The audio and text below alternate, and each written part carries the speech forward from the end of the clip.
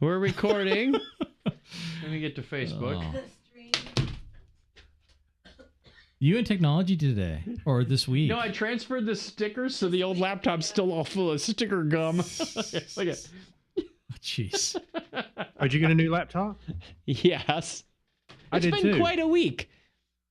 Yeah. I got a new one as well. I was in Toronto at our innovation workshop, and I went to close the lid and didn't see that my phone power cable was right there just inside the edge of the laptop. And I heard this crack, and I looked at the screen as it was fading to black. Oh. So it was a long plane ride home without a laptop, I'll tell you that much. I called IT. They said, "Oh, we'll get you one tomorrow," thinking it will be there Thursday when I come home. It was not here because someone had an email that needed answering. Like, "Chuck, I'm going to set your temporary password to this. Is that okay?" And they're waiting for that response and didn't get it out on Wednesday. If I did not have this second machine from work as a backup plan, I would be livid. Because when your laptop is dead, you don't rely on Slack and email as a communication method. You pick up the freaking phone and call somebody. It's like IT people have this aversion to real voice communication. Most of them do, yeah. It's really true. That is absolute garbage customer service. Yeah, I agree. You don't get email or Slack on your phone? My notifications are turned off for a reason, because there are too many of them. Yeah. Well, obviously it didn't work in your favor.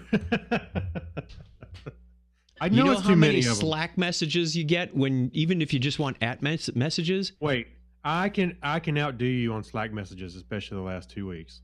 Oh, I know you, because you told everybody to use Slack to support what you got to do for work. I did not. I did not. Is someone doing @channel? I need help. No, I didn't do that. But it's just that people go, "Hey, I filed an incident."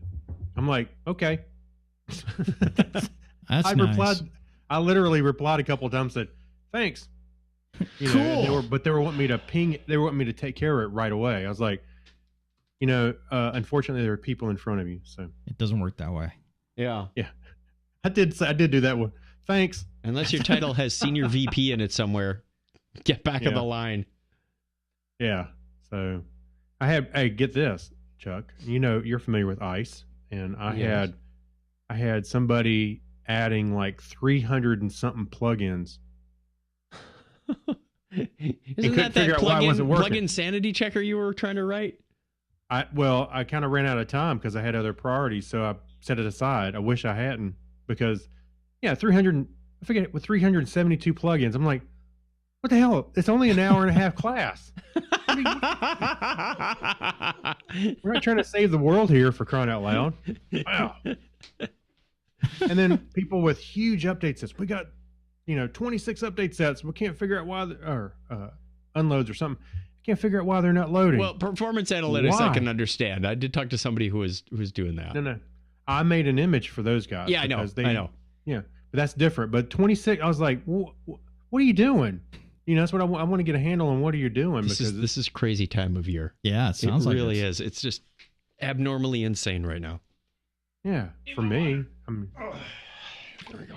Anyway. And all right, hey, one day, hey, put it this way. It's all going to work out. One day we'll look back on it and laugh. And the better part is we rolled out a mobile app in January. I was one of the first people.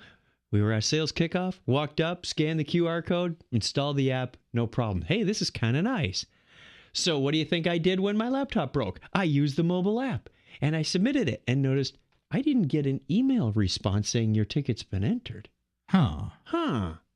So I asked some of my counterparts at this workshop. They said, "Do you have the latest version of the mobile app?" No one told us there's a new version. Isn't it supposed to be updating itself? Yeah, it should be getting an update. I said, didn't you see the CIO's message on Facebook at work? We've got an enterprise version of Facebook. That's a communication mechanism? Okay, so I find his post, and I go to the instructions, and it says, Read the installation instructions. Up come the installation instructions. There's a big link that says download the app. It brings me to a tiny URL. It goes, da-da-da-da-da. Vroom. Nothing downloaded. I'm going to check my security settings. Nothing's blocking it. Try it again. Tiny URL. No. Go to the CIO's post and say, it's not downloading on Android. Oh, yeah, Chuck, we've been noticing some people reporting problems. Go to this Slack channel. Okay. Slack doesn't seem to be allowing me to add. I can't get to, I don't have their workspace because you have different channels within a workspace. I couldn't get to their workspace and add it on mobile. Wait a minute. I want to stop you right there for just 1 second. Yes. If you're having to describe your situation to submit a ticket within, and it's taking more than a minute, This is not right. Exactly. This is a terrible customer experience. Finally, somebody says, oh, that channel is across all workspaces. So I just add the channel. Type in, anyone else having problems with downloading Android? Chuck, I just DM'd you on Slack. I was like, what channel are we communicating on anyway? Here's a link to the app. So I finally click his link, get the APK, install it on my phone, find out I was like, the app from January was talking to some like dev server or something because the number on that ticket was 100,000 different than the one that I got. Like, what? hey, it's the one that says now and it has like a light green background, right? It did say now, and it had a light green background. Like this, I probably should be careful what I'm saying. No. Well, I think I got the same. We're the digital workflow company. Yeah, we think we. What's wrong with this picture? At least it Well, wasn't on spreadsheets. It's funny because I had a similar situation, although I was able to get mine resolved. My laptop died. I opened the lid one morning and I went to check my emails, and I was moving the mouse with a trackpad, and I was like, "Why is the mouse so sluggish?" Usually on a Mac it's pretty quick. You're using a mouse? No, Trackpad. I was moving my mouse with the trackpad. Wait, your Using mouse? the cursor. Your mouse is on moves with your trackpad. That's impressive. Is it like a robotic mouse? Is it like, can you move with your mind? That's what I'm wondering. Are you done now?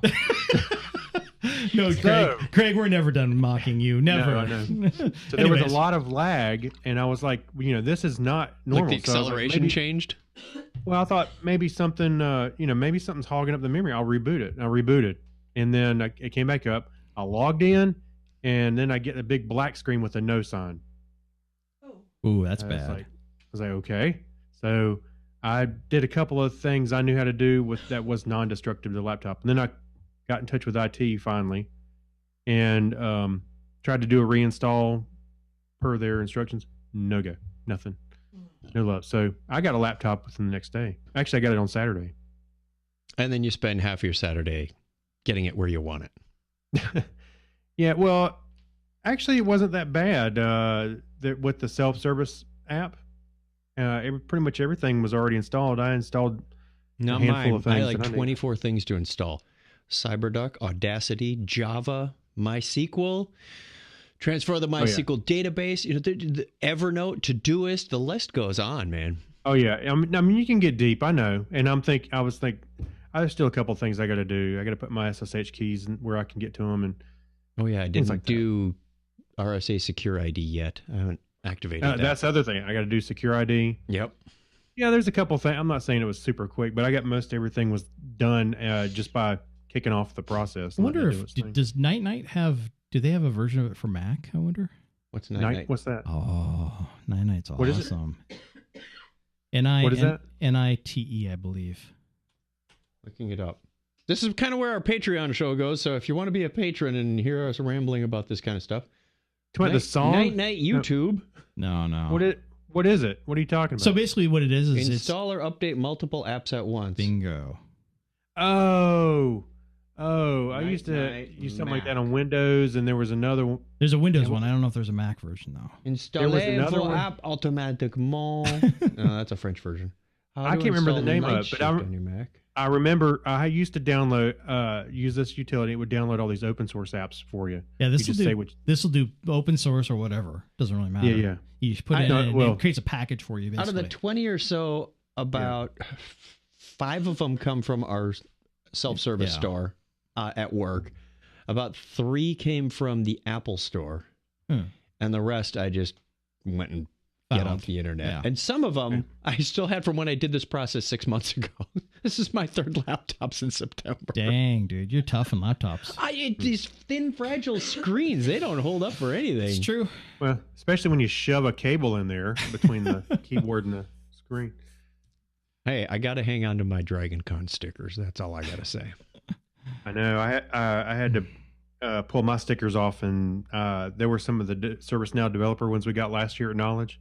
You can't get these anymore. Our little Technorama board cube QR code is still hanging on. Nice. Like, I don't have any more of those. Okay. Anyway, should we do a show? I suppose. Hey, Facebook.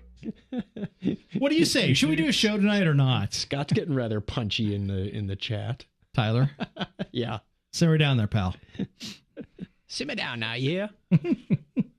I was reminiscing about Guido Sarducci today. Oh yeah. Reminiscing. I was audio guy at church, and the pastor was talking about the Jesus sat down with his disciples for a dinner, and he said, "Not that dinner." And I started thinking of the last brunch. Brunch, yeah. I cannot find it. I looked on YouTube. I looked for the transcript. There's a lot of things that yeah.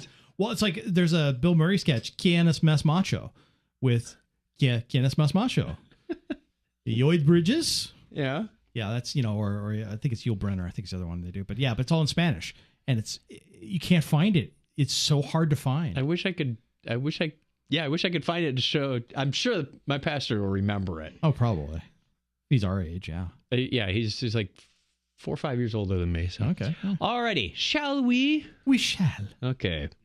Thank you, everyone, for bearing through that. It's been a week. It's just been a week. The upside of it is I had a customer send me 2 custom-made ServiceNow bow ties. Those were waiting for me before my laptop got here. I was like, hey, wow, this is cool. I love our customers.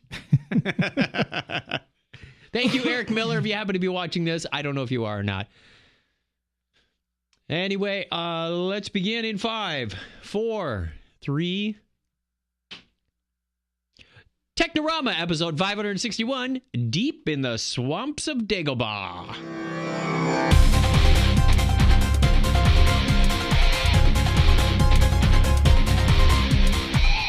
Welcome to Technorama. This is the show that takes a lighthearted look at tech, science, sci-fi, and all things geek. If you're listening or watching for the first time, thank you very much. It is a treat to be here and a treat to be on the end of a week or the beginning. Maybe we're out on the end of a branch for another week. If you're returning, welcome back. We appreciate giving you some time once again. I'm Chuck Tomasi from sunny Phoenix, Arizona, and joining me as always is the wonderful Craig Stepp. How are you, Craig? I'm doing great because I'm enjoying this treat we call Technorama. We got to adjust your camera down just a little bit. Your chin is just barely clearing that lower third. Is that better? No, you're not even pulling off. That's a receding hairline. You're not pulling off a Kilroy here. There. Is that better? It's exactly where that'll do. It should be down. Is it not? You're pretty much centered in the screen now. Thank you. Also joining us in the Binary Studio once again is the wonderful Brian Brown. How are you, Brian? Good. Hi. Have you had a week? Actually, this week's been not bad. I've been sick the week before, so I'm kind of at the crowd that Donna has. The data center move is over. The house is being rebuilt. Yeah, we actually got a check and all that fun stuff. So things are. The house was rebuilt? No, it's getting rebuilt. Gosh, I wish. So I need a magic wand. Is what I need. See, well, you're going to move back in your house and go, it's not as great as I thought. It was over at Chuck's house. You know. Where's Chuck's the house. jacuzzi? Yeah. Yeah, having Chuck and the cat nearby. What was my good D20 last time? I don't know. I don't remember. All right. Oh, runaway D20s. All right. I remember which one of mine was. That was this one right here. All right. We have some feedback. We asked you last week. Let's do the feedback song while I dig these links out. Letters. Oh, we get letters. We get your letters every day. Mailman, mail today. Reach right out and pull one out. Those letters. I love those letters. Let's find out what you got to say. Oh, boy. Mailman, mail today. And night, you get 3 ding dongs. We asked you last week, what movie/book/TV show can you not get enough of? And Cecilia Fetters writes, I've read Harry Potter and the Prisoner of Azkaban 5 times. I am always game to watch an episode of Sherlock from season 1 or 2 before things got complicated and started fooling with my emotions. And I still think Captain America, the first Avenger, is underrated. No, I agree with that. Well, good stuff. Mike Robeson writes, books, he says, the Pern series. Movie, Iron Sky. TV, The Orville. TV guilty pleasure on YouTube. I like that subcategory. Yeah. Yeah. Mock the Week from BBC. Interesting. I don't think I've seen that. I've never watched that. Neither. All right, that was what we got off of our Technorama page. Then I shared it and got back... Bunch of comments there. Oh, 12 comments. Sure, I was going to say, nothing. Doug Schultz says, Quantum Leap. Interesting. I don't know that I could watch that over and over and over again. No, I can't. It's starting to show its age. I have to give it a little bit of time between viewings, but yeah, I can always come back and watch Quantum Leap. Here we go. John Clifford says Firefly. I'll give him that one. Yep. Clinton Alvord from Comedy Forecast over at comedyforecast.com. Hey, by the way, go tune into his Podcast Today series throughout April. You'll hear my. He's having a lot of fun. I'm coming up on like day 17 and 18, which I think is on April 17th and 18th. There you go. How convenient. He says, I'll binge anything. It's MST3K. There you go. Fair. Nikki Vanderweinen. Honestly, the Harry Potter franchise, it was a huge part of my life growing up. That tells her age. Yeah. The books are incredibly. The movies are awesome, and it hurts me knowing that it's over. Okay, good answer. It's never over. Steve Asplin says 24. I have all of them on DVD.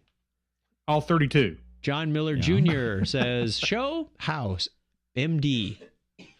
It's my go-to when there's nothing on TV or its internet services are down. I just pick a disc from the 8-season DVD set, and I'm off to the races.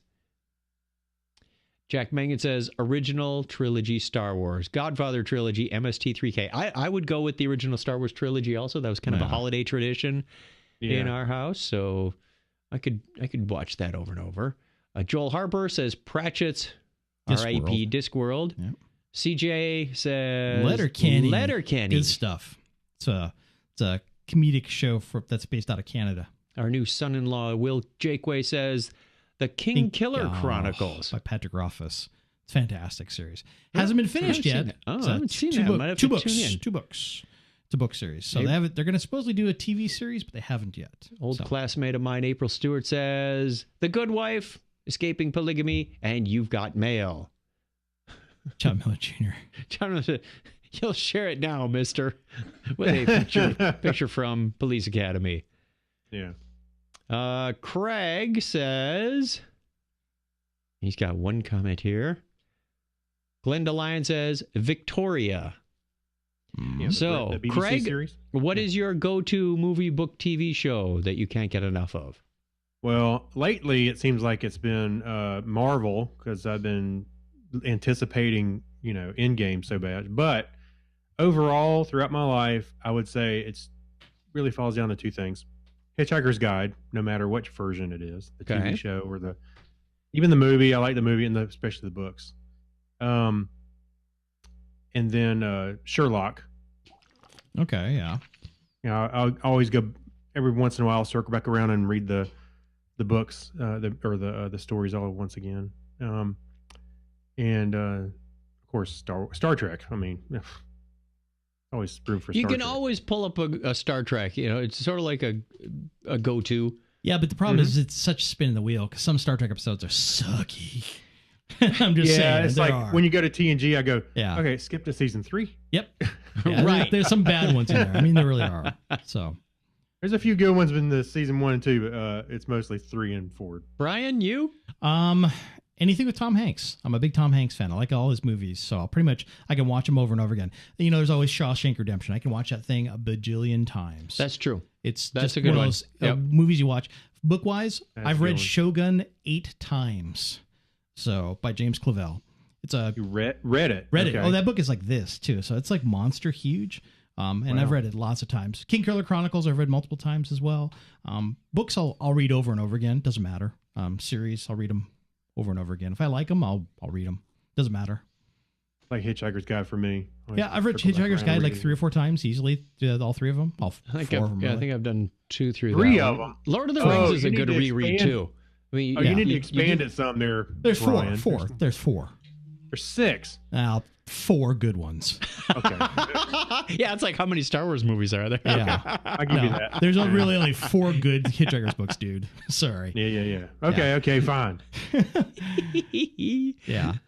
Yeah, Star Wars is a good one too. It's pretty much the original trilogy is pretty good. And actually, if you rewatch the recut extra editions, how they put them, you put them in a different order, they work a lot better. So I'm talking not about the machete order. Or yeah, the are you machete talking order. about- Yep, you bet that works great. the. I mean, the more recent ones are good too, like Rogue One and Solo. I've been enjoying those I like too. Solo. Solo was fun.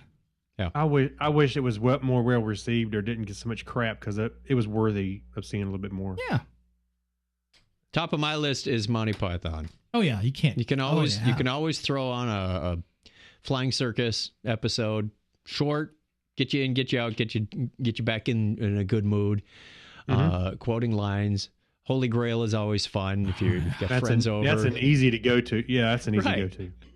It's especially fun indoctrinating new people. Yeah. They're like, what am I watching? Because that's the same thing we all thought the first time. It's true. And then you come back a year later, it's now their favorite.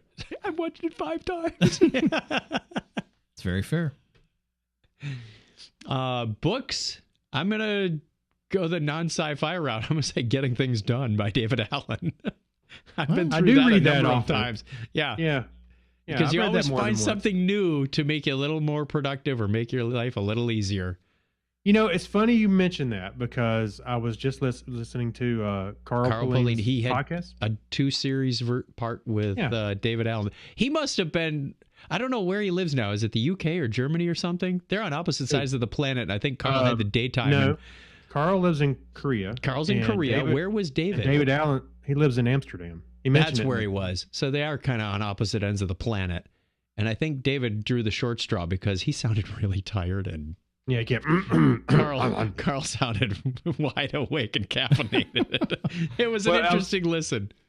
Well, I thought it was ironic that I saw you mentioned it, but I saw the podcast and I listened to it and I had just started rereading Getting Things Done. I just started. Interesting. That. Okay. So I was like, oh, that was kind of weird timing. I have the audio from his 2-day workshop. So I don't know that I've actually read the book, but I've gone through that workshop a couple of times, which is effectively the same as the book. All right, let's do the history thing. Roll them, boys. All right, let's see what we got. Oh man. Oh, that didn't sound good. I got a 15. Not too bad. Okay, Brian. 17. 16. We all rolled high. The Whoa. monster be slain by this group. Yeah. Wait a minute. You got a 15, 16, and 17? Yep. So we got. That's kind of weird. So Craig got 15. Hey, we're all kind of middle of the line there. It's Brian, Chuck, Craig. Yep. Brian, Chuck, Craig. All right. Where's the music?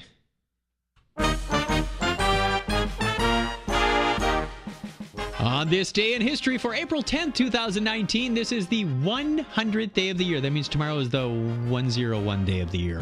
In the Gregorian calendar, there are 265 days remaining as of April 10th. It was on this date in 837. Is that BC, AD? I'm not sure which. But that Halley's Comet made its close approach to Earth at an equal distance of 0.342 AU. That's 5.1 million kilometers, or 3.2 million miles for those in the U.S. How many cubits is that? Do we need any more unit conversions for this I thing? think there should be qubits in there. Craig, next time, get on that. Okay, I'll do that. And with inflation, too. Yes. That same date in 1815, the Mount Tambora volcano begins a 3-month-long eruption lasting until July 15th. The eruption ultimately kills 71,000 people and affects Earth's climate for the next 2 years. Isn't that kind of what spurred the potato famine in Ireland because the temperature dropped? And okay. It was dark and stormy, yeah. It was also on this date in 1858, after the original Big Ben, a 14.5-ton bell fell for the place of Westminster a crack during testing. It is recast into the current 13.76 tons. They didn't have enough metal to match the first one. Or the mass was why it cracked. Who knew? Yeah, it was made by the Whitechapel Bell foundry. I just want to go over to London, take a tour, and when somebody says, this is not the original Big Ben, and jump in with this factoid and watch their face go, how did you know that? I do a podcast. Wow. And I read Wikipedia. April 10th, 1866, the American Society for the Prevention of Cruelty to Animals, ASPCA, is founded in New York City by Henry Bergh. On April 10th, 1872, the first Arbor Day is celebrated in Nebraska. That's when all the ships come sailing into the arbor. Nebraska? That was my Charlie Brown line. Never mind. Yeah. It was also on this date in 1912 that the RMS Titanic set sail from Southampton, England on her maiden voyage. And only voyage. Yeah, I was going to say. Want to amend that there, pal. Have fun storming the castle. The Professional Golfers Association of America, the PGA, is created in New York City on this date in 1916. New York City. April 10th, 1925, The Great Gatsby by F. Scott Fitzgerald is first published in New York City by Charles Scribner's Sons. Paul McCartney announces that he's leaving the Beatles for personal and professional reasons on this date in 1970. It was Yoko Ono's fault. Yeah. Maybe. It could be. I think you're on the birthdays. German mathematician, physicist, and physician Einfried Ovather von Schierenhaus is born this date in 1651. Oh, how I wanted Craig to get that. That's okay. There's more coming. Born April 10th, 1713, English geologist and clockmaker John Whitehurst. Giovanni Aldini, Italian physicist and academic, was born on this date in 1762. He said Aldini. Aldini. Born April 10th, 1919, American engineer and academic John Hubalt. Omar Sharif, the Egyptian actor and screenwriter, was born 87 years ago today. English chemist and academic Carol V. Robinson was 63 today. Also turning 60 today is American singer-songwriter and guitarist Brian Setzer, guys. Does that make you feel old? It should. 60, yeah. Yeah. She's 60 and 17. I'm in big trouble now. American actor, producer, and screenwriter Orlando Jones is 51. Nice. And last but not least, English actress, Daisy Ridley, born on this date in 1992. It's almost like we were just talking about Star Wars. Yeah. Listener birthdays this week include April 14th, Danny Harnish and Mrs. Technorama. Oh, Don, it's your birthday. Happy birthday early. Yay. She'll be 29. I don't believe you, Chuck. She's barely over 25. Wait a minute. Why are you doing next week's birthdays? Because it's everything from the 10th to the 7th to 16th. You know how this works, Okay. right? Right, Craig? Yeah, sure, whatever. If you want to get your name on the birthday calendar, get a shout out, go over to chuckchat.com/wiki and put your name on there. We'll give you a shout out. Some people are even putting their kids, their wives, their in-laws, their cars, Their pets. crazy stuff on there. And we will give you a shout out at the appropriate time of year. If it's your birthday and you're not on the calendar, we wish you all the best and hope that you consider joining the calendar. So that's the way it was on this day in history for April 10th, 2019.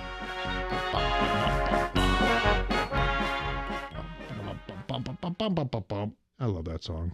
Hey, by the way, I retract my earlier statement about the birthdays because I didn't want Donna to miss out or think that I wanted her to miss out on Good save, buddy. All right, where's the impending news, everyone? It's right over there. There it is. Impending news, everyone! Because this is impending news. The GPSs Oh, yeah. might be coming up for. This is fascinating. I was waiting for the next epoch of 2037 when all the unsigned long Unix dates roll around, but No, this is going to be much more fun. I know it was. It was the signed Unix dates, but I think most of them are unsigned now. Yeah. Anyway, the Global Positioning System time epoch is ending and another one is beginning, an event that could affect your devices or any equipment or legacy system that relies on GPS for time and location. See, most clocks obtain their time from the coordinated universal time, UTC, which is not spelled UTC. It's coordinated universal time. Figure that one out. Yeah. It's not very coordinated initialization, though. No kidding. But the atomic clocks on satellites are set to GPS time, which stands for Positioning System Global. No, just messing with you there. The time signals you can get from GPS satellites are very accurate and globally available. And so they've often been used. What kind of sentence is that? Are we reading from comicbook.com again? Yeah, it must be so. So they're often used by systems as the primary source of time and frequency accuracy. When Global Positioning System was first implemented, time and date function was defined by, get this, a 10-bit number. So unlike the Gregorian calendar, which uses year, month, and date format, the GPS date is a week number, or WN. Sounds like Southwest flight numbers. The WN is transmitted as a 10-bit field in navigation message and rolls over and resets to 0 every 1,024 weeks. Okay. Since that time, the count has been incremented by 1 each week and broadcast as part of the GPS message. The GPS week started January 6, 1980, and it became 0. It became 0 for the first time at midnight, August 21st, 1999. Oh, that's ominously close to Y2K. At midnight, April 6th, the GPS WN is scheduled to reset. Oh, it happened. And we're still here. Well, nobody crashed into my house. That's a good thing. I guess that's a good thing, yeah. So apparently nobody's using the old legacy TomToms or anything anymore. Let's see. Which could be problematic for legacy systems and impact time and the time tags in location data. Utilities and cellular... You got Craig Step problems, I see. Yeah, Craig Steppy syndrome. Stepasitis.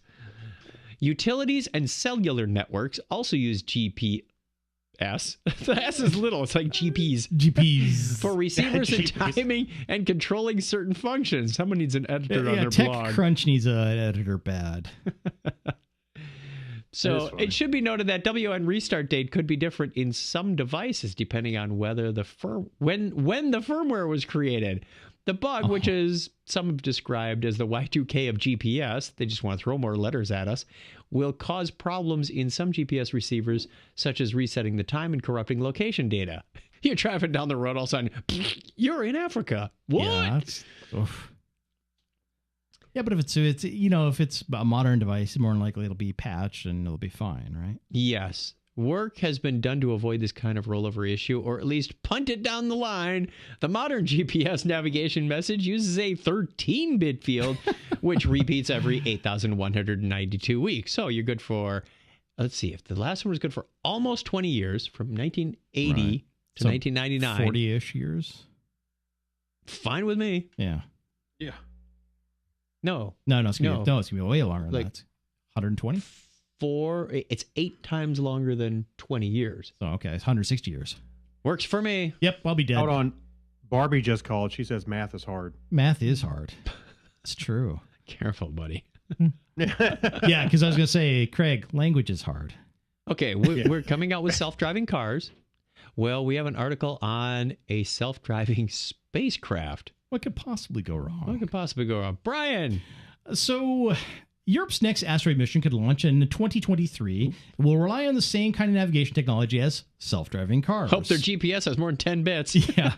No kidding. It's named Hera after the Greek goddess of marriage. This proposed planetary defense mission, would visit the 2,500-foot wide, 780-meter asteroid 65083.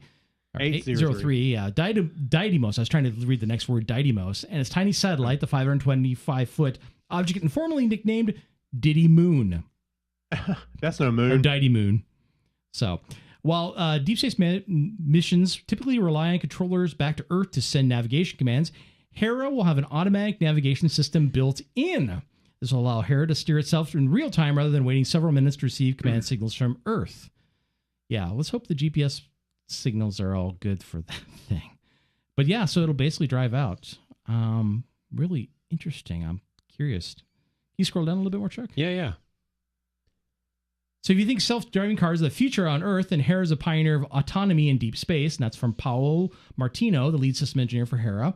He said that in a statement. Having an autonomous navigation system will now enable the spacecraft. Boy, we're having Craig-itis here today. To fly closer to both Didymos, or it's Didymos, I'm not sure. Didymos? Yeah. Sounds like the name of an operating system. Yeah, it does. Didymos. Yeah. And Didymos. I'm installing Didymos. It's taking me forever to Did get you it flash your Didymos? Yeah. Yeah. You can get arrested for that. Yeah. So basically, since it allows it to fly closer because it's autonomous, basically it allows it to take better pictures. So that's what they're hoping for. It basically relies on data from sensors, cameras, and lasers, just like your typical self-driving car. But this camera, sensors, and lasers on your self-driving car are looking at lines on the road. They're looking for other vehicles.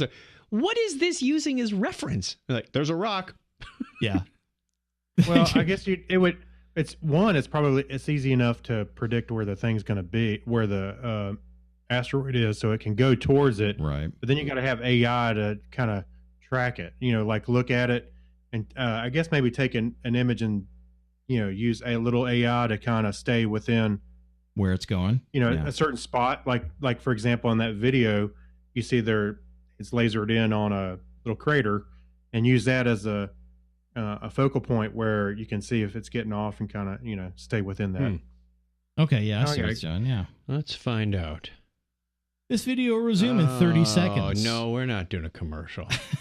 But that's still pretty cool. I mean, yeah, I imagine what it is. You set it on the path. Once it gets closer than it, or as a certain period, it takes photograph, compares where it's at, that sort of thing. And then once it gets closer and closer, it can get actually the laser, the radar, the LiDAR, that sort of thing. Okay. But still, self-driving cars have done so well. What could be possibly wrong with a satellite? Well, you're not going to kill anybody. Yeah, it's true. Well, hopefully. Yeah, hopefully. Yeah. It's one vehicle out on an asteroid way out there. Hopefully it doesn't get turned around and comes back to Earth and just boom. Well, here's the flaw with your logic. We're talking about man-made objects. So, just saying. It's just software. You can always patch it. Yeah, what could possibly go wrong? Quick, patch it quick. It's going towards Houston. The last Windows 10 update that, rolled out and caused bricks. How did this self-driving robot hijack this asteroid and steer it towards Earth? I think we have a bug.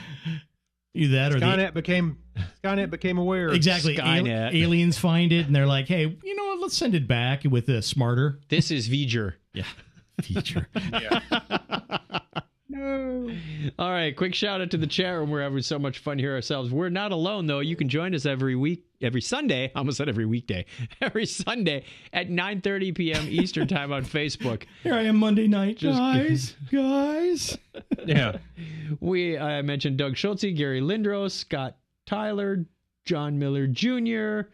We've got Scott's daughter Courtney was in here for a little while. Ralph Wangler. Who else do we have? What do you see, Craig? I'm seeing the same names you're mentioning. I see dead people. Apparently, we have the same friends. Yeah. Oh, my cousin John Byers is here. Good. Thank you for joining us, everybody. This is kind of what we do for fun. And it's led to a career of insanity. Oh, fellow scouter Elton Chapman just popped in. All right. I saw him this weekend. Yep. Good. Excellent. Let's see. We have a Remember When. We haven't played our Remember When song. There we go. We have a weird machine that measured radio audiences. It was kind of like an automated Nielsen thing. Craig, would you take this over? Sure. In the early days of radio broadcasting, there was no easy way. No, you have to do it like an old-timey radio. In the early days of radio broadcasting. In the early days of radio broadcasting, there were no easy way to tell how many people were listening to the soap operas and prestige crime dramas. And subsequently, how many were actually hearing the radio ads for tooth powder and your name brand coal? The finest anthracite. That's right. If you listen to some old Lone Rangers or something, they're coal commercials. Yeah. So it wasn't like counting the number of newspapers sold to get an idea of how many people at least had the opportunity to see a given advertiser's message. Radio had nothing analogous. So media researchers took to using crude tools to figure out what Americans wanted to hear over radio airwaves. So before the rating services started, a lot of it was fan mail. Okay. Yeah. Here in Buzzard, professional media a professor of media and communications at Fairleigh Dixon University, told Gizmodo. She explained that the amount of fan mail served as a crude metric to gauge how many people were listening to a particular program and what they had thought about it. Whereas my own fan mail, I don't know why they put it in quotes, these days consists of strangers calling me a libtard or worse. Yeah, that sounds a lot like comments. our feedback now. Sounds like comments on a typical post. Or worse, yeah. So direct feedback through the U.S. Post Office was actually a fairly useful way to tell the audiences and consumers liked and didn't like way back in the early 20th century. So before long, researchers were calling people up on the phone and asking them what they had listened to the day before. They had to crank the phone. Yeah. Clara, patch me through to Zach. Yeah. Zach, what are you listening to? Patch me through to A25. Yeah. Oh, it's a party line. I can get a whole bunch of people's answers at once. Yeah. Anyway, you can see a picture of the device. I won't go through all the gory details, but you can see a picture of the device. And it's called an odometer, which is cool, I thought. Yeah, that is a cool name for it. Fairly compact. I'm surprised that the size of this is not as big as I would have expected. And I like their graphs and charts too. Minutes listened per minute broadcast by families tuning in. How often did they the time they changed the station after tuning in? That's like webpage statistics today. How long are they staying on your site? Where are they going after they left? How did they get to your site? This for 1940s, this is pretty impressive. Hey, by the way, John Miller Jr. said sponsored by Tommy's lead based paint, now with extra lead. Oh, you got to have a cigarette commercial in there too. Don't forget. Carlton. Yeah. Yes. Smoke teletons. So I'm sorry, this podcast is not brought to you by Chesterfield cigarettes. I'm not going to repeat it here, but you made me think of the cigarette commercial on Idiocracy. That's exactly what I was saying. You kind of make me want to bring back the Radio Yesterday podcast now. Yeah. Funny. But it's pretty interesting how well that is for, pretty compact technology for the time, the day. You think with vacuum tubes too. Yeah. That's pretty clever. So the question is I wonder, do they go out to somebody's house, install it? Sneak in at night. Or did they just, certain radios with it? Or was it intercepting the frequencies? Sneak in at night. I want to know how it worked. Well, so what it did is it basically had knobs and dials in it. So what happens is you turn it to different things and it would record where you're listening to on the thing. Go back to that last one. There was a write-up that said the Hunter Odometer, a remote recorder used in connection with table models where it is inconvenient to install the odometer near a radio. Yeah. It may be put in a closet at some distance from the set. So that was the bigger one. There's a smaller one that was actually attached like that one right there. Well, that's in the closet. But there was one that was actually kind of next to the unit itself. There you go. Yeah. And so that way it would record, and it has like levers and whatnot. So depending on where you turn on the dial would show what you're tuning into, how long you're there, that sort of thing. You know what? Cool. You could have done something like this where you had this device near a radio, just had it sitting there, and maybe during the program play a certain tone. They were listening to WTMJ out of Milwaukee. It would play. Listen, they're grinding their teeth. No, I'm saying, listen. My thought is, you could have the device hear that tone, and it would make a mark that you were listening to this station, and a different tone for a different station, almost like,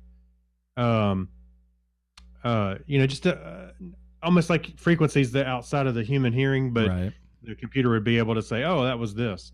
Nowadays, you just have your mini microphones in your house. Just listen to what you're. Yeah. Alexa, stop eavesdropping on me. He's watching Alf again. Yeah. So that's pretty cool. It's pretty cool for the technology at the time. Think about it. That's pretty nifty. Yep. Very, very cool. Thanks for finding that story for us, Craig. Let's give a shout out to our patrons because they help keep this show going along. Thank you very much. This show is brought to you by you and you and you and you. These are the patrons that make our show possible. Kyle Nishioka, Mega Podtastic, Leon, Saturday Morning Media, Amber Elstan, Stephen Weshy. I'm going down. I was going to say, you're going down. Huh? Yeah. Abner Braverman, Night King Studios, John Noble. That John Noble? That our John Noble. No, he's not that one, but he's ours. Steve Therian, Harold McKinstry, Ben Vaughn, Gary Lindros, Chris MC, Yorgish Rowan, Amy Bowen, Mike Wills, John Clifford, Alexis Duran, John Miller Jr., and Denise Inglis. Thank you very much, all of you, for your support. If you want to become a patron, join us over at patreon.com/Technorama podcast, and you will get a shout out on the show and extra content. Kind of like what we had at the beginning of the show, but a little slightly more organized than that. Yeah. Barely. And by the way, my OCD's kicking in. We have three an odd number of people here. So we got 3 empty slots to fill up this row. So You're CDO again, huh? Yeah, go throw in $1 at Patreon, please.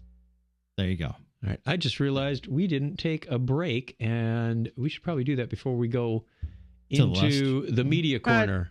I was just rolling into it, man. Just roll into it. Should we skip the break? That's fine. Who needs a break? Fine. Yeah. Power through. We're doing a marathon podcast now. Yeah. We're at hour 23. Where's my media corner? There it is. Welcome to Blockhead Video. Hey, where can I find some good information about music and TV and videos and things? Over here, in the media corner. We'd have to take a break if we had any sponsors.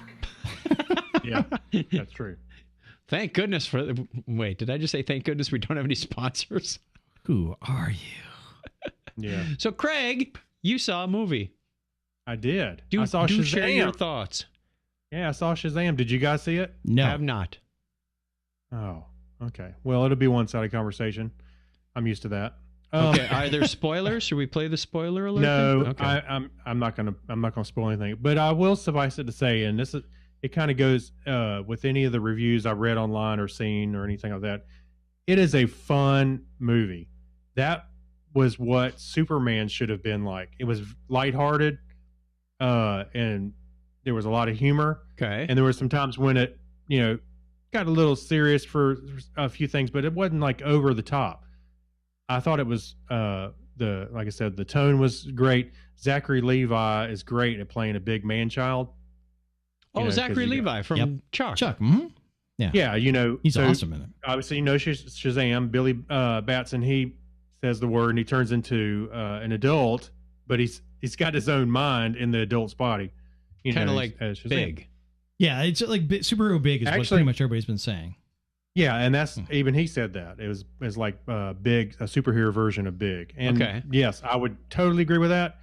Like I said, everybody was perfect. There was plenty of opportunity for the kids that are also in it for it to get a little not chintzy. That's not what I was going to say, Schmaltzy? but cheesy, cutesy, campy. Yeah, but it wasn't. It was actually a lot of fun, and I heard somebody else echo that it made them feel like they were 12 again. The type of movie it is, because it is. That's kind of how I felt. It was like fun to watch. So definitely worth to go see, even if you're a little tired of the superhero genre. This is a little bit out of that norm. Cool. Kind of like Deadpool broke the mold. Yeah, but it wasn't on Deadpool level. Like I wasn't suggesting it was, because obviously you could bring kids to Shazam. Yeah, I mean I wouldn't say young kids for Shazam. That's what people are saying. They're saying probably. There were a couple. I heard there were a couple spots that were a little not scary, but a little darker than you'd feel comfortable bringing, say, an 8-year-old. A little. There were some S-bombs if you're worried about that kind of stuff, or with your kids. Okay. Yeah, but Shazam. That was with the S-bomb, right? Yeah, that was it. No, there was a few times when the bad guys and some other people dropped that, but aside from that, it was clean enough. I had no problem taking a 12, 13, 14-year-old, no problem. Yeah. So most of my friends say 10 over 10 usually. Yeah, absolutely. Yeah. Easy. So scale of 1 to 10, 10 being best, what would you give it? It's probably right at a 9, to be honest with you. I wish it actually. When Do we I was have a watching Craig factor in this? No, I think he's probably right, because most of my friends have given it really pretty positive reviews. Okay, and they pretty much echo. I wish Man of Steel was a little more lighthearted like this. Maybe not so much on the humor part, but just a little lighter feel, and that it made the movie so much better. It's Superman, man. Superman's serious all the time. He's not serious. Actually, I was thinking he can make a lighthearted Batman. Well, look, we've had a campy Batman, we've had serious Batman, and there's a lot to like on either side of those fence. I would love to see like a campy Superman sometime. Not going to happen. I don't know where that would be. It. No, they won't do it. They won't do it. Same with Batman. You'll never yeah. see that campy Batman again. You know, it's very rare that they even acknowledge that there was a Batman TV series. So, I mean, they barely, recognize that Ben Affleck was Batman. So I'm just saying, Everybody does. Yeah, I don't think there's going to ever be a funny Superman or lighthearted Superman. And it's not going to happen, I don't think. No, but Unless if it was a we little bit, made it. Oh, and you know what? I did find I had not seen it up until recently. I finally watched Aquaman, and it wasn't quite as well. I'm saying it wasn't quite as. It didn't take itself so seriously either, and it was actually a lot of fun to watch. Haven't watched it yet. I got it, but I haven't watched it. So it was also definitely worth the watch. Beautiful. Oh my God, it was just beautiful. It was a beautiful film. It's like, the first time you saw Finding Nemo. Yeah. Yeah, it's all colorful under the water.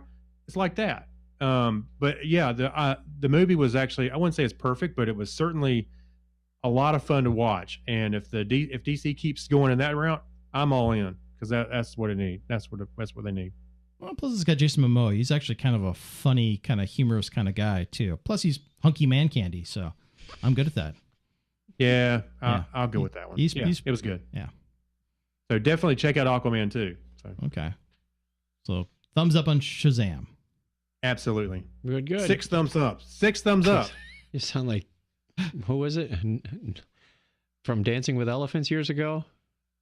Nikolai Yeah. and Oh, yeah. Caleb. Nikolai would always give like That's right. 97 thumbs up. Like, okay, you really like this movie then. That's right. That's right. It suddenly turned into like this new numerical scale, and every week he got more thumbs. To say the kid was all thumbs would be an understatement. We have the Geek Library. 2 things. I still like this music.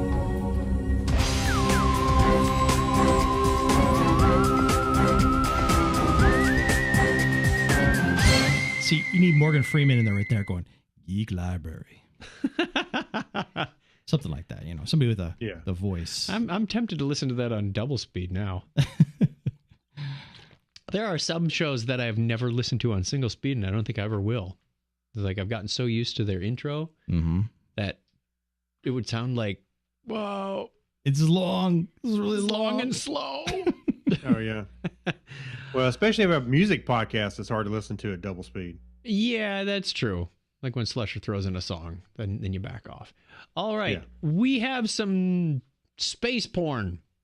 This is cool. Ooh. From Vox.com. See, on Earth, total solar eclipses are spectacular events, but they're the result of a total coincidence. The moon, in the moments it passes between the Earth and the sun, is just the right size to cover the sun completely from where we stand. It blots it out, revealing the sun's atmosphere, the great glowing solar corona. Ooh. I believe the ratios are 400 to 1. It is 400 times, the sun is 400 times further away, but it's also 400 times bigger. There's no scientific reason for this. We're just lucky. Yeah, Pretty we much, are. yeah. And as the moon is slowly moving away from us, I think it's 1/2 centimeter a year or something like that. It's very slow, or a centimeter a century. It's eventually there will be no more total solar eclipses. They'll all be annular solar eclipses. So in March, NASA's Curiosity rover got to witness 2 solar eclipses. I would call them more transits than eclipses, but of the red planets. The most striking one was the Martian moon Phobos, which sped by Mars on March 26th. Unlike the Earth, the moons of Mars do not completely blot out the sun. Instead, they appear as smallish potato-shaped objects transiting across the surface of the sun. Whoosh! We're just going to show that one. It's like it goes round and round and round on the pretty video. cool. Whoosh! Here's what the rover saw on March 26th. Happy birthday to me. That was a good birthday present. Thank you, Curiosity. The image of Phobos was taken with Curiosity's mast camera with a special solar filter attached, kind of like a solar eclipse glasses you'd need to look at the sun on Earth. And then on March 17th, the much smaller moon Deimos made a much slower crawl past the surface of the sun. It was more of a transit. Kind of looks like when Venus goes past our sun. You can almost see it tumbling around, too. It's kind of cool. Oh, yeah. Oh yeah. I wonder Yeah, how you long that can. little transit took. Mars's 2 moons, Phobos and Deimos, are small and distinct from our moon. Phobos, the larger of the 2, is just 16 miles across. But what it lacks in size, it makes up for in speed. Phobos is caught in the very fast orbit around Mars, completing a revolution in about 8 hours. That means it rises and sets multiple times in a typical Martian day, which is about 37 minutes longer than ours. Phobos is incredibly close to Mars, orbiting at a distance of 3,700 miles. Our moon is 239,000 miles away. Deimos is even tinier, about 8 miles across, orbiting Mars once every 30 hours. So it takes a little longer. On Mars, there's a solar eclipse nearly every day. Well, if you're standing in the right place, I would expect so. The Martian moon Phobos' orbit is nearly directly over its equator. Our moon, on the other hand, is in a slightly tilted orbit, so the Earth, Sun, and Moon don't line up as often. And this isn't the first time Curiosity's captured images of the solar eclipses on Mars, but the images are important because they help scientists better understand the motion of Mars's moons. Okay. And if I remember right, I don't remember which one. One of them is spiraling slowly inward, and the other is spiraling slowly outward, like our moon. Interesting. So, cool pictures. I have never seen that before. They're very neat, actually. What's not very neat are cats. Come on. Todd's a great cat. We're all cat lovers here, and Craig found us a nice cat article because it's not the internet if you're not talking about cats. Brian? That's right. So, cats are notorious for their indifference to humans, except when it comes to feeding time. Yeah. They basically, any owner will tell you this, that if you call your cat, they're going to be like, what? And they're not going to, they're pretty much ignore you. So, mine doesn't even acknowledge me. Oh, yeah? They just sit there. So, according to a study published Thursday in Scientific Reports, domestic cats do recognize their own names, even if they walk away when they hear them. Atsuko Saito, a behavior scientist at the University of Tokyo, previously showed that cats recognize their owner's voice. In her latest study, she narrowed this down to investigating whether they respond to hearing their names. The study includes 78 cats from Japanese households and a cat cafe. Basically, a cat cafe, if you guys don't know about it, they're these little cafes where patrons can interact with felines. They can't have cats in their apartments or something like that. Basically, they want to go in, have a cup of coffee, pet the kitties, that sort of thing. It's really, really cool. Oh, sign me up. It's awesome. That's where we're going next. It's really neat, actually. We're not going to get any new cats. We're just going to go not gonna visit them. I'm not going to go. I was going to say, I'm not carrying my cat to Starbucks. No. They have them there. They're there. You just go in. It's like a petting zoo kind of, and then you leave. It's somebody else's problem to feed them and wake them up in the morning and clean the litter box. On the flip side, I got plenty of cats at my house. I don't need to go somewhere else to see them. Wonderful. So during their experiments, Sato and her colleagues used what behavioral psychologists call the habitation and dishabitation method. This involves repeatedly exposing a subject to a stimuli, this case a spoken word, until the subject no longer displays any reaction. When the subject is presented with a test stimuli, in case its name, the researchers observe whether it reacts. This helps rule out the response to random stimuli. Okay. So in the new study, scientists first had the cat owners repeatedly say 4 words that were similar to their cat's name until the cat habituated to these words. Then the owner said the actual name, and the researchers looked at whether the individual cats, when living among other cats, appeared to be able to distinguish their own monikers. Interesting. The cats had a more pronounced response to their own names, moving their ears, heads, or tails, or meowing than to similar words or other cats' names.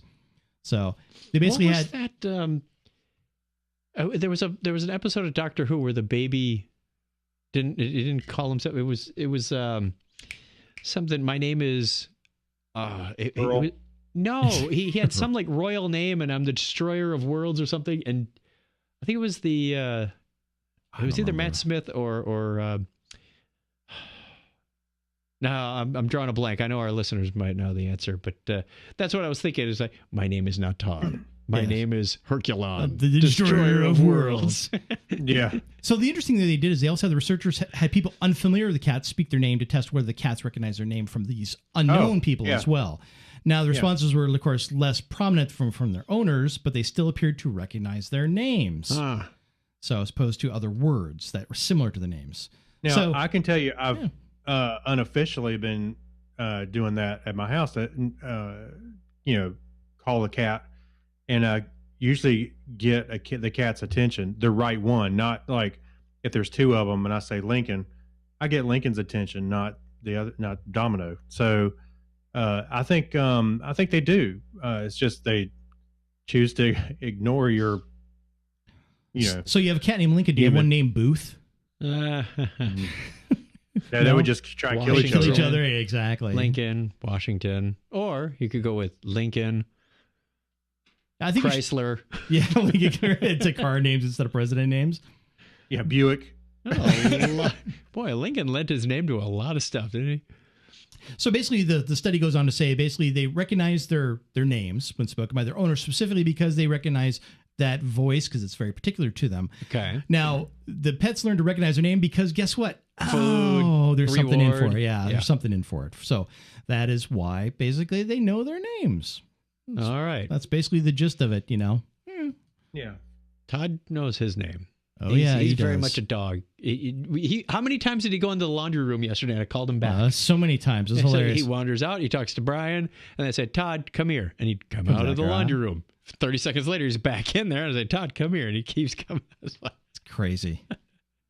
It's like, "Do you got food for me?" Then I'm going to talk to Brian. Yeah, exactly. Because Brian might give me food because Brian sometimes feeds me. So, you know. Brian smells like food. No, Brian feeds him. So that's why. Oh, that's Brian, right. and I was the one that fed him too. Mary didn't feed him. So He knows so Brian. he knows me for sure. And then he looks out the window longingly. Well, yeah, Mr. Brian. And whenever we walk by, we're like, "Hey, Todd," and he's like, "Meow." So funny. And he's like, "Hey." He has so many moods. He's a great He cat. knows when to whisper. I was up at 4:30 yesterday, and Donna was sleeping. I said, "Todd, we have to whisper." And he's like, That is funny. Hey, I do believe you can train cats too, because I've totally done it. So on my side of the bed, a cat jumps up there, I always kick it off because I don't like being anchored down. You know, Right. when, like something on the outside of the covers have anchor me down. And so when I wake up in the morning, all the cats are on my wife's side of the bed. Yeah, Kim Pin. She's like, "Help, help, help." So see, it works. That's we funny. were at SeaWorld or something, and they had trained cats. The lady was walking, and the cat would weave between her legs as she was walking. I thought that was so cool. I tried so many times to get Holly to do that. They do that, but I think they're trying to kill me. True. They take 3 steps in front of you and then stop. Yeah. I'm going down the stairs. What are you doing? No. Yeah. Holding a laundry basket. He won't see us. Deny That's no me, trick. tuna. Oh.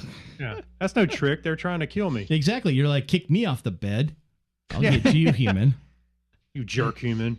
We have a new question of the week, which I'm probably going to throw up about an hour before showtime next week.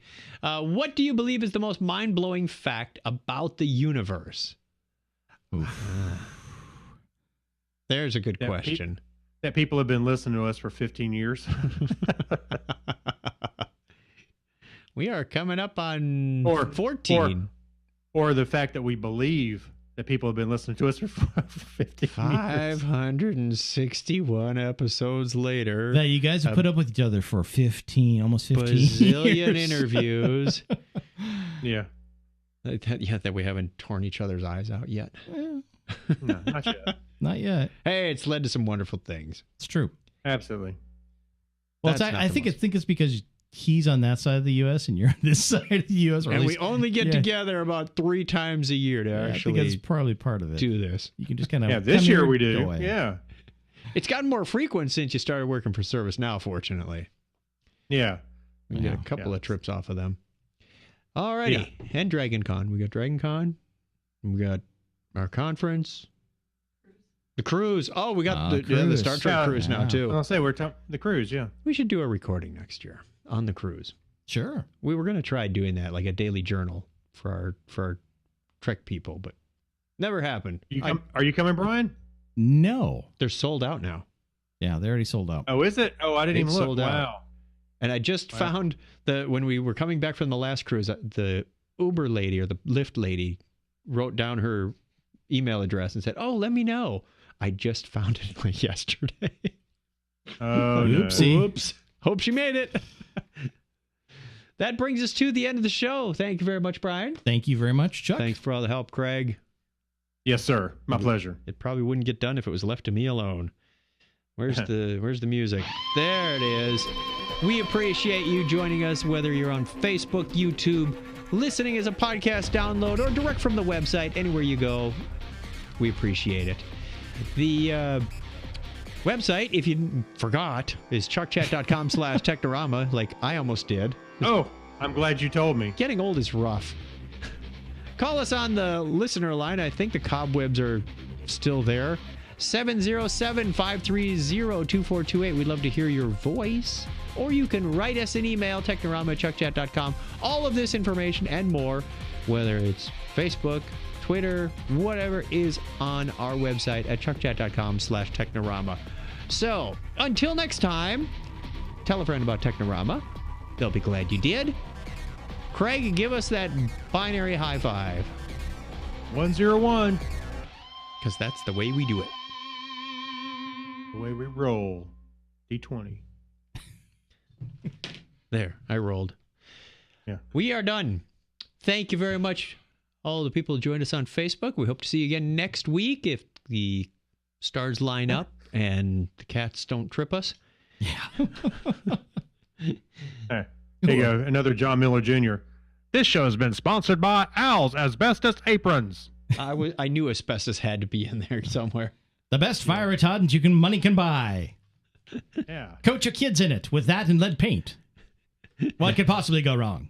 Spray them with DDT every day. That's right. Nothing will grow on them. Cover your butt with Al's Asbestos Aprons. There's 3 scenarios for our workshop, and each team has to build an application to address these scenarios. One is you are handling requests for a golf outing. People need beer out at tent next to hole 11, or they need tables and chairs, and you put together a request system.